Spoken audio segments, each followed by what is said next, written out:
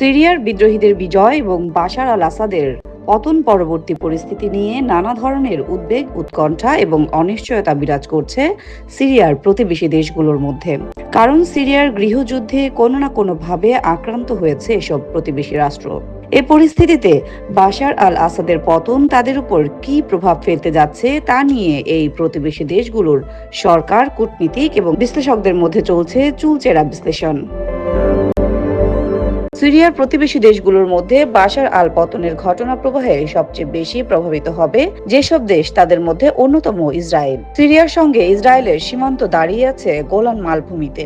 1967 সালের 6 দিনের যুদ্ধে এবং পরবর্তীকালে 1973 সালের আরব ইসরায়েল যুদ্ধে এই গোলান মালভূমির অধিকাংশই সিরিয়ার থেকে দখল করে নিয়েছিল ইহুদি রাষ্ট্রটি। এরপর থেকেই সিরিয়া ও ইসরায়েলের মধ্যে দ্বন্দ্বের প্রধান কেন্দ্রবিন্দু হিসেবে অবস্থান করছে গোলান মালভূমিতে ইসরায়েলের অবৈধ দখলদারিত্ব।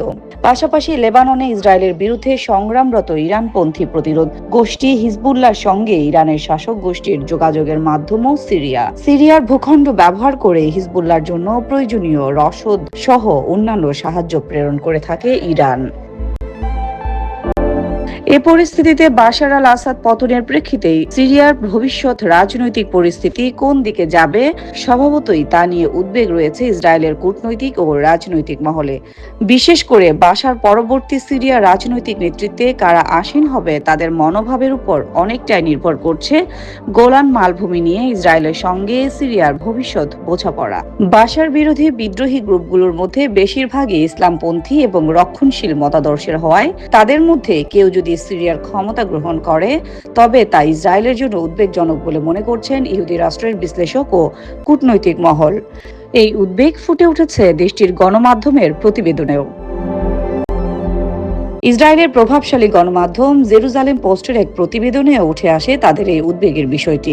সেখানে বলা হয়, বাশার আল আসাদের পতনের পরবর্তী পরিস্থিতি খুবই মনোযোগ দিয়ে পর্যবেক্ষণ করছে ইসরায়েলি গোয়েন্দা বাহিনী। পাশাপাশি সিরিয়ার সঙ্গে সীমান্ত গোলান মালভূমিতেও সতর্কতামূলক অবস্থান গ্রহণ করেছে ইসরায়েলি সামরিক বাহিনী। বিশেষ করে বাশার আল আসাদের সামরিক বাহিনীর পরাজয়ের মধ্য দিয়ে তৈরি হওয়া শূন্যতার সুযোগ নিয়ে যেন ইরান ও হিজবুল্লাহ বাশার বাহিনীর হাতে থাকা বিভিন্ন ধরনের দূরপাল্লার ক্ষেপণাস্ত্র, জঙ্গি বিমান ও বিপুল পরিমাণ সমরাস্ত্র হস্তগত করতে না পারে সে ব্যাপারেও সজাগ রয়েছে ইসরায়েল। পাশাপাশি বাশার আল আসাদের পতনের পর মধ্যপ্রাচ্যের বিভিন্ন দেশের মধ্যে কি ধরনের প্রতিক্রিয়া হতে পারে তারও একটি সম্ভাব্য চিত্র তুলে ধরা হয়েছে জেরুজালেম পোস্টের প্রতিবেদনে। সেখানে ইরান সম্পর্কে বলা হয়েছে, ইসরায়েলের হামলায় হিজবুল্লাহর সাম্প্রতিক সময়ে সংঘটিত ব্যাপক ক্ষয়ক্ষতি এবং সিরিয়ার বাশার আল আসাদের পতনের বিষয়টি হজম করাটা ইরানের জন্য কঠিন হয়ে পড়বে। তারা এখন বোঝার চেষ্টা করছে নিজেদের ক্ষয়ক্ষতির মাত্রা। এদিকে বাশার আল আসাদের পতনের পর তার ঘনিষ্ঠ মিত্র হিজবুল্লাহর ভবিষ্যৎ খুব একটা ভালো হবে না বলে উল্লেখ করা হয় এই প্রতিবেদনে। সেখানে বলা হয়, হিজবুল্লাহ লেবানন থেকে বাশার আল আসাদের পক্ষে তৎপরতা চালাবে কিনা সে বিষয়টি এখনো পরিষ্কার নয়। তবে তা করলে সিরিয়ার বাশার বিরোধীদের টার্গেটে পরিণত হবে শিয়া সশস্ত্র গোষ্ঠীটি। এমনকি হিজবুল্লাহকে সাহায্য করতে প্রয়োজনে লেবাননের রাজধানী বৈরুত অভিমুখেও বাশার বিরোধীদের অভিযান চালাতে পারে। বাশার আল আসাদের পতনের পর জর্দানের বাদশাহ আবদুল্লাহর ক্ষমতার মসনদও ঝুঁকির মুখে পড়েছে বলে উল্লেখ করা হয় জেরুজালেম পোস্টের প্রতিবেদনে।